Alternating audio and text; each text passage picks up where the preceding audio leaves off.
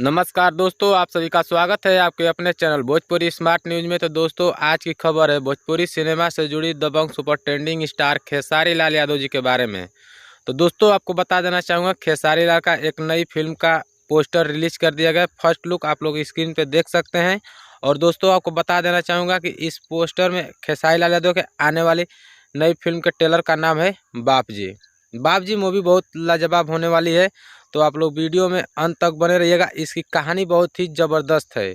तो दोस्तों, आप लोगों को इसमें महत्वपूर्ण स्टार कास्ट की नाम बता दूं। महत्वपूर्ण भूमिका निभाने वाले खेसारी लाल यादव और रितु सिंह हैं।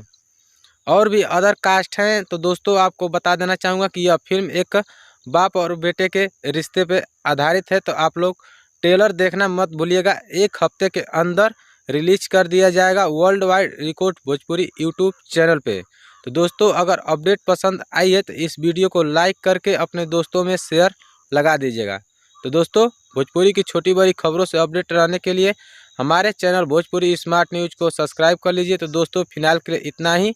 मिलेंगे कोई और वीडियो में, तब तक के लिए देखते रहिए भोजपुरी स्मार्ट न्यूज। जय हिंद, जय भोजपुरी।